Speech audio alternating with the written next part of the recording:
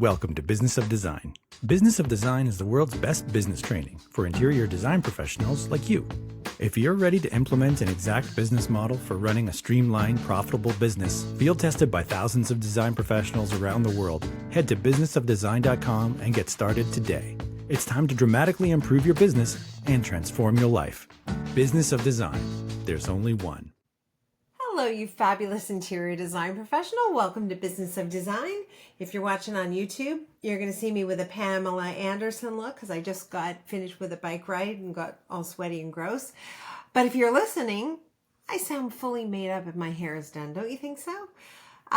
Today's episode is a little bit different. I'm interviewing, you're listening, I'm glad you're here, to a landscape architect. His name is Steve Griggs. He's from New York City, and he helps, I would describe them as pretty high-powered families turn their backyards into sanctuaries. And we have so many synergies in how we work our companies. He also likes to do what I do, which is give the clients a firm price after he prices everything. So he's going to talk about that. He talks about being the lead on the project and not ever surrendering that lead. Just great information. If you've never included landscape design or landscape architecture in your projects, it's really worthwhile to think about, because I really believe that clients love that I say, I've got the person you should use. I'm going to be in charge of them. We're going to make this seamless for you. I don't think you could go too far wrong by adding this to your offerings. So, Steve's information, Steve Griggs Design on Facebook, or Steve Griggs Design /97 on Instagram. It's all at businessofdesign.com in the show notes, so check it out. And check out Cheryl Horn. She's got some announcements, and we'll get right into the show. I'm so glad you're here. Thanks, Kimberly. I've got a question for you guys. Are you running your design business, or does it feel like it's running you? If you're ready to take control, and I mean really take control, then it's time to join Business of Design. Our membership gives you the step-by-step systems you need to manage every project from start to finish, confidently and profitably. You'll get access to the complete BOD 15-step project management strategy, our 3-tiered pricing model, an invoice and collection policy for billable hours that guarantees you're never going to chase clients for money again, and so much more. You'll get ongoing support from a global community of independent designers just like you, and spot coaching from me whenever you need it. You'll also get access to Kimberly during our monthly group coaching calls. This isn't business advice for someday. These are the systems you need to implement today. Join now at businessofdesign.com and finally start running a business you love. We would love to have you join. Steve, so good to see you. Hey, good to see you, Kim. Hey, I dare you to say that again, what you just said. Good to see you, Kim. No, before when we were connecting, you said creatives are terrible. So we spoke about. I said, hey, so this would be a cool podcast. What do you want to talk about? I said, I love your podcast, Business of Design, because the creatives are terrible at business. Hello, we really are.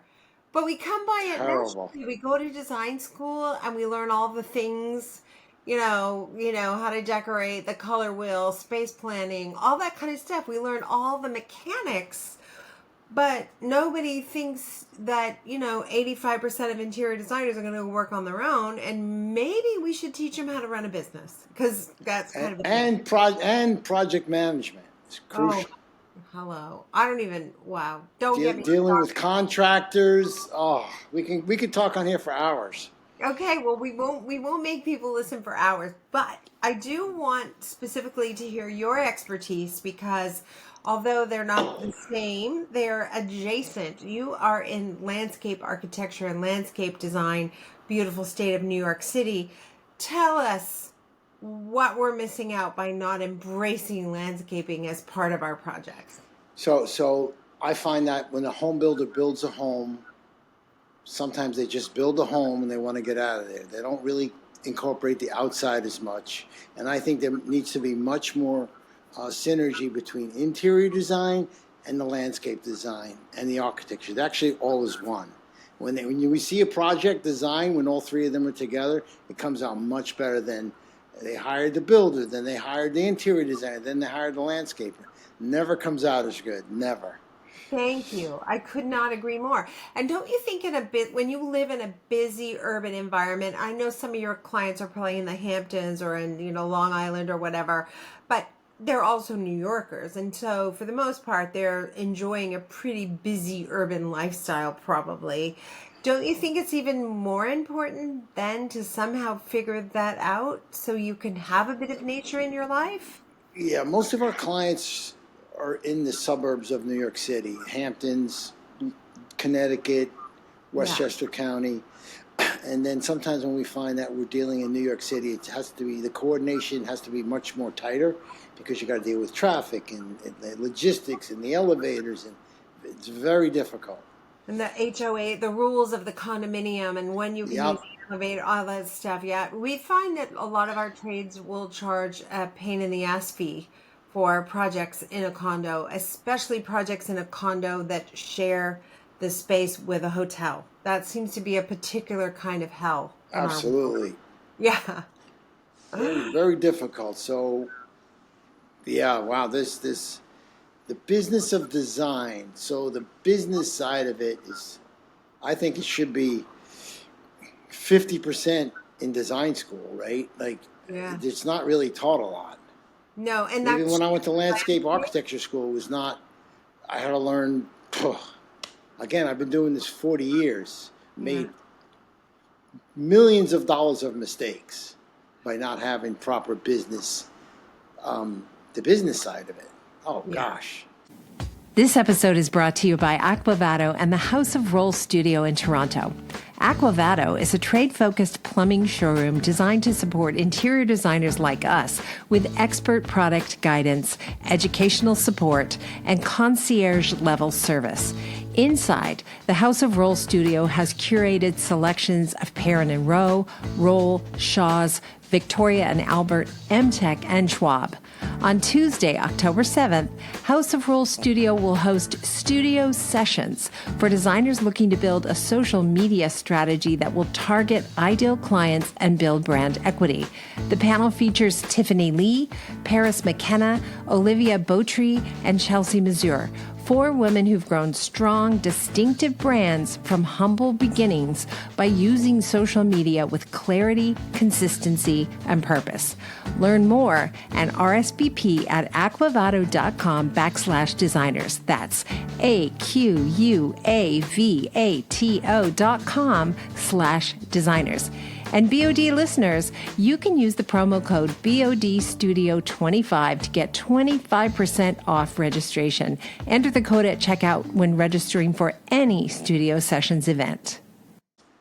Well, I feel the same way. First of all, if you're not watching us on YouTube, you don't know that Steve has this beautiful tan, so I can tell that you're outside all the time. Well, I actually just got back from vacation. So where'd you go? We went to Hilton Head, South Carolina. Beautiful. Not terrible. Yeah, I love that. It's about, listen, I take 1 week a year, so I don't think I'm one of those guys that don't work and he just goes on vacation all the time, because I don't. Not that guy. But the reality is, for our businesses, we share that in common. I would say interior designers don't learn anything about business. Landscape architects really don't. And they're so compatible, so interesting. How do you approach a landscape project then when you're called in, after a builder, after interior designer? How do you marry it all? Well, there's a lot of infrastructure that goes into a landscape design outside, right? The builder should be thinking of electrical conduits and where you want to have power and gas lines for the barbecue. Typically, we have to come in after and dig the place up anyway, right? But if there was a little more thought that went into it before, it would be much better. And we like to call it the builder's landscape, right? You ever see a beautiful home that's built beautifully, and then the landscaper has a few dollars left over and he just puts some Home Depot bushes in? Does not help for the curb appeal at all. No, and the problem is people think like, oh, in 5 years it's going to look great. And so they live with it for 5, 10 years and then they have to rip it all out and finally do it right. When it's so much better to do it from the start. Absolutely, absolutely. Yeah. Well, how do you handle that then with clients when you come on board and they think you're just going to throw in some shrubs? How do you convince them that you need to tackle the lighting when they feel like it's already been thought of and it Well, hasn't? even though, let's just say when by the time I get there, after, let's say, the interior designer's been there, whoever, the builder's been there, budget's an issue because they basically tapped out, let's say. Yeah. So what I recommend is, if I come in after the fact, say, listen, live in the house for a year, get familiar with it, save up some money, and let's do it once and do it right, right? I don't like to just rush it in there unless it's done from the design stage with the builder. Then it works out better. But if I'm coming in at the end of the thing, I recommend live in the house for a while and get Yeah. to feel the house and see what you really need. What do you think prevents other interior design professionals from reaching out and partnering with landscape architects? Like we do country projects sometimes. I wouldn't think of doing them without a landscape architect because that's just not my wheelhouse. I don't know how to do that. 90% of our business is in the suburbs. Do a few projects in Manhattan, but most of it's outside. I think there should be more connection between the interior designers and the landscape architects. I think they should feed each other, help each other much more, because they're definitely one. You should come in as a team. Mm-hmm. Absolutely, come in as a team. Homeowners, they don't want to deal with the headache. It's a headache. I just renovated my house. I can't. If I looked at another swatch of paint for my wife, it said pick a color. I can't take it no more. Throw a dart, whichever can you hit. Just So we'll go there's with like 80 shades of gray. It's like just pick, whatever, any color. Whites is forget it. So yeah, it's very crucial. But we had a designer help us. Got to have a designer, even if it's not a full blown somebody to help you, because it's a lot going on. If you're building a new home, you got 4 bathrooms, a kitchen.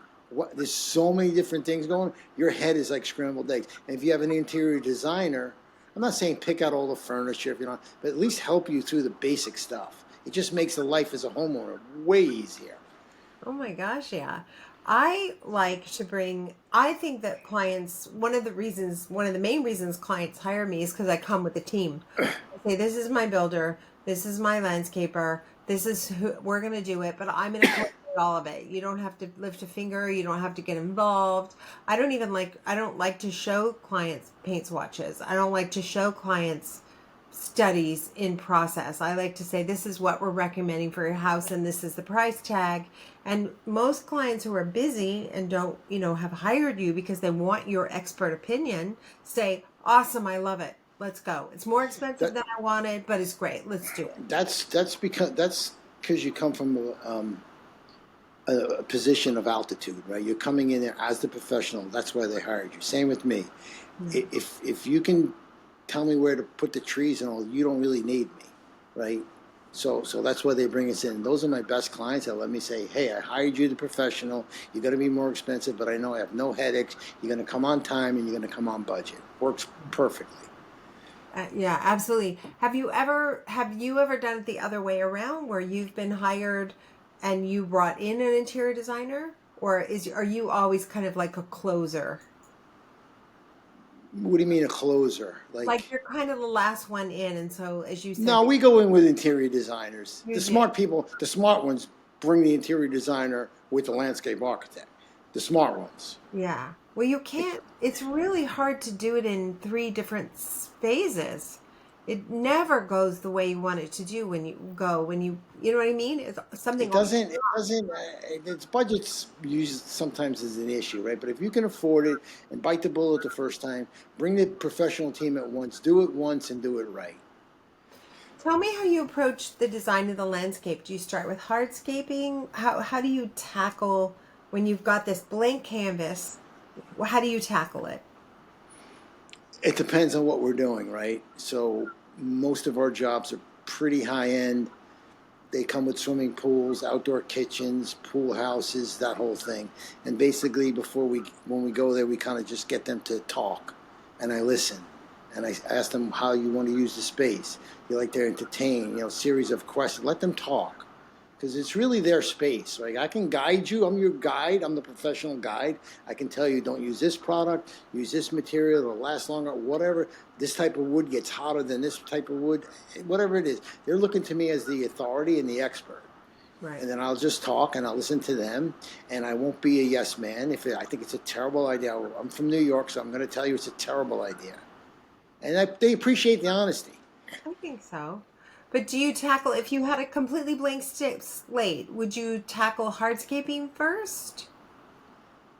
Yes, the hardscaping is always so we like to say the hardscaping, and then the plantings and the lighting is the decoration part. Mm-hmm. Plants are the last part.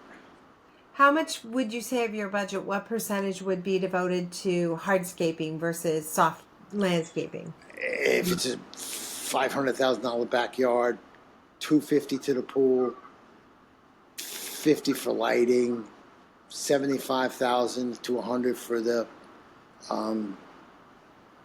patio, depends on the material, Yeah. and then $100 on the landscaping. Okay. And then the pool house is separate. That's $250 and up, depending on what's in it, right? That makes sense to me. I'm old enough to remember when swimming pools were $100,000. It was kind of like as $100K, and we're not The pool there. now. The pool. Just so everybody knows, a swimming pool is $100,000. That's the pool. That's the pool. That's the gas, the electric, the heater, the filter. It's about $100. Then you got to add another $50 for a nice patio. Typically, it's 1,500 to 2,000 square feet of patio.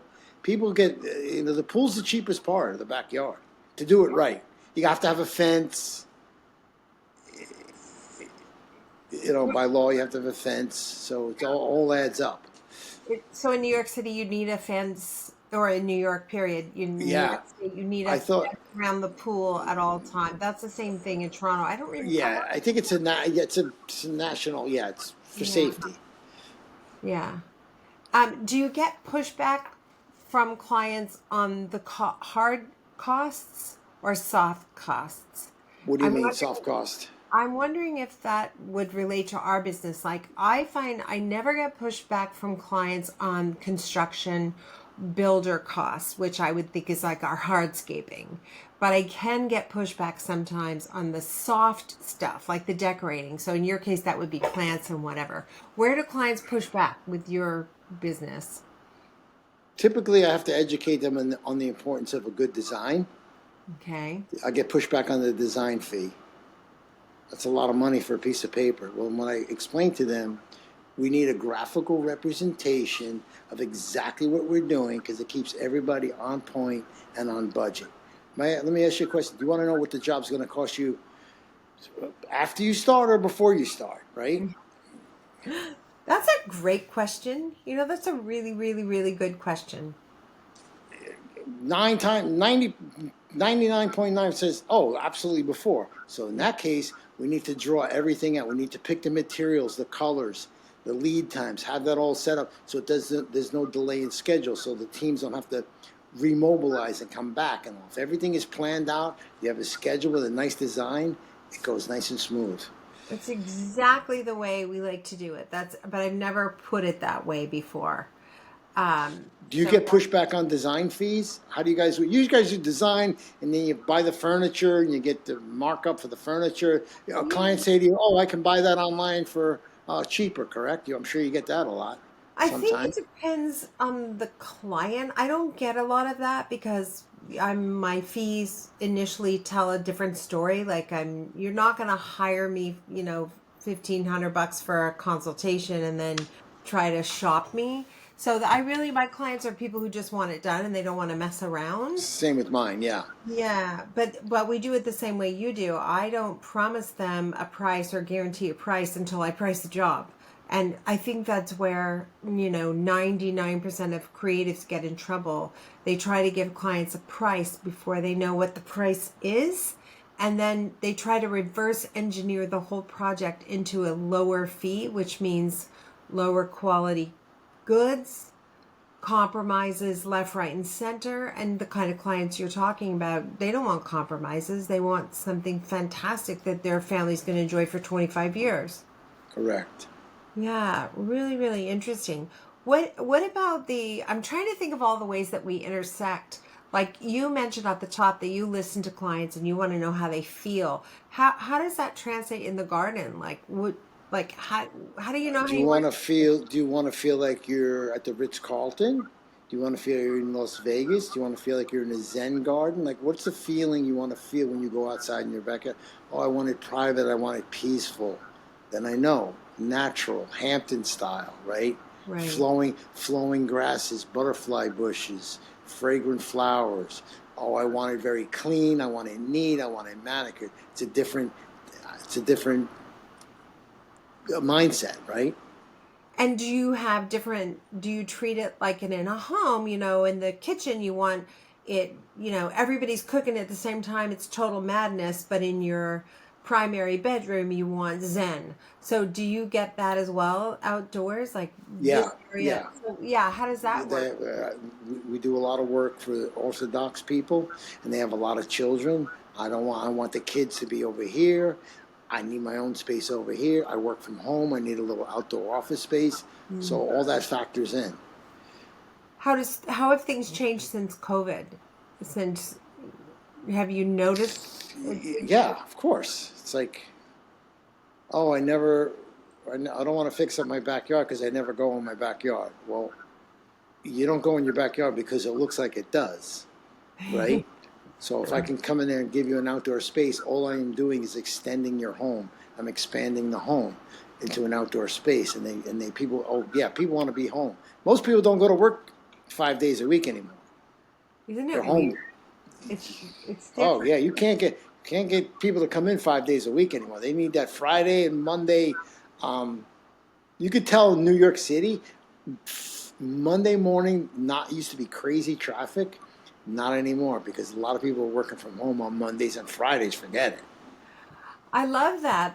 So next time I go to New York City, I'm going to make sure my weekend includes a Monday and a Friday because I'm going to get Yeah. those days where it's not crazy busy. Yeah, everybody works from home.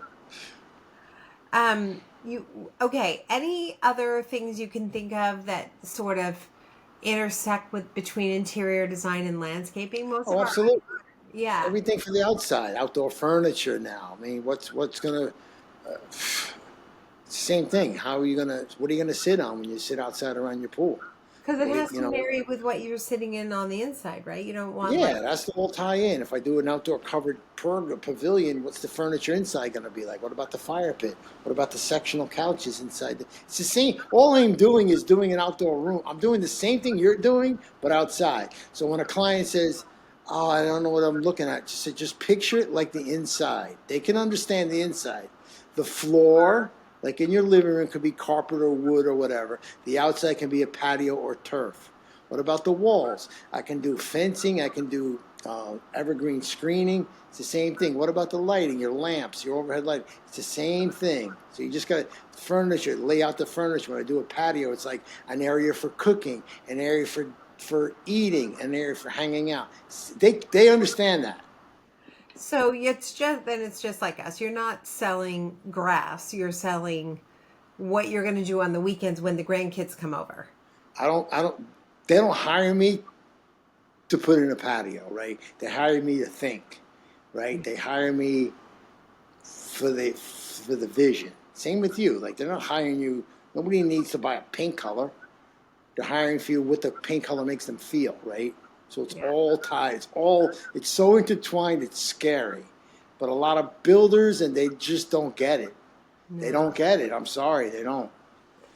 Did because you said you've been doing this 40 years. When you started, did you have the confidence to be the lead on the project, or is that something you've grown into? Just from my experience through construction, because when I was in college and I would come home from my winter breaks, my dad was a construction worker in Manhattan. He would drag me to the city to work with him outside. It was brutal. But you learn when you're working in like a big city, no excuses, no time for the BS. got to get the job done at all costs, right? So I've carried that into my residential, because in residential, I don't know how it is where you are, but man, who shows up, who doesn't show up? I'm going fishing. My dog ate my homework. It just, you know what it's like. It's just constant. Who doesn't show up? So we try to like eliminate all that and stay way ahead of everybody. And people really, that's really helped our business a lot. Well, I think that when you're dealing in residential work rather than big commercial or institutional projects, your clients are actually much pickier. I think, from the little bit of commercial work that I've done, because it's their own physical home and it's their after tax dollars that are paying for it. When it's commercial or institutional, It's not their money. It's not their money. Yeah. So you have your share of, listen, we have some, you try to watch out for what we call the red flags before you walk onto it. Sometimes you get it right and sometimes you don't. And you got to deal with those difficult clients. And I'm sure you've had your share, like, right? The war stories on that one. There you go. I know. Oh my gosh. All right. Well, do you have big things planned this year? You have big projects that you're working on, things you're excited Yeah, we have a about? few big projects. But I don't know where it is with you, but it takes us a long time to get permits for a swimming pool. It can take 6 months. Yeah. It can take a while, but to get to that permitting process takes a while. So you have that big rush between like before Memorial Day, everybody wants to get swimming or whatever, and then Yeah. everybody kind of chills out over the summer. They go to camp, they go away, and then it hits again in September. Where we are, the season's very short.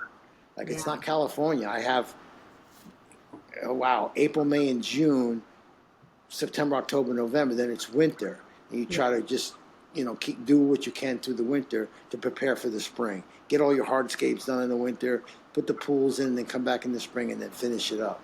I know. And that good weather when you can enjoy the landscaping, when you can enjoy the pool is so, so, so small. It's So small. interesting in Los Angeles because I'm dealing with clients in Malibu who the whole area burned down and they're rebuilding, but they are fast tracking the permits and it's like, really? Like we got a stamp like now?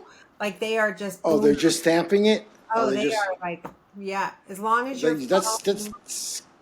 that could be a little scary too. There's no control either, right? It's just like the No, there's a Wild lot West. of control, but everything is just sped up a little. And they also have this, you have to live by the same parameters of what was built on the lot before. So there's no variations in height. So nobody's going to complain that my neighbor's house got bigger. It's not allowed to be bigger. Like they made it really like boom, boom, boom. And I thought it's going to be interesting if ever that what we've learned from rebuilding after natural disasters could ever translate into the regular world. I wonder if it wouldn't, in fact, just improve things by so much.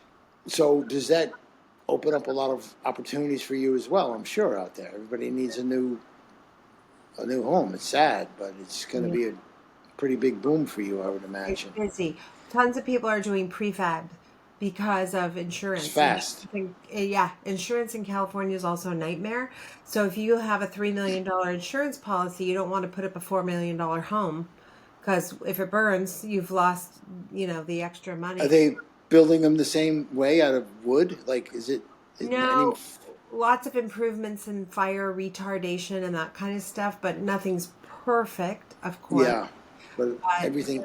Well, don't forget, a lot of those homes were built many, many years ago, and they were just tinder boxes, right? Oh, it was terrifying because we live in Santa Monica and we had literally watched. I saw the first curls of smoke go up, and they were on it so fast. Like the fire department was there in seconds. It was crazy, but they just couldn't get a handle on it. Anyway, it's a crazy world. I'm curious how our industry is going to change because of AI, because of climate change. Like it's all changing. I don't know. The AI, I mean, everybody's, what are they going to, you can go on AI and say, design me a living room. Yeah.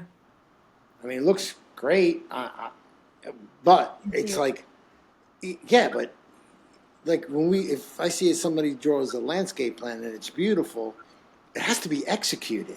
Yeah. Like it's not going to appear by little elves. It has to get done.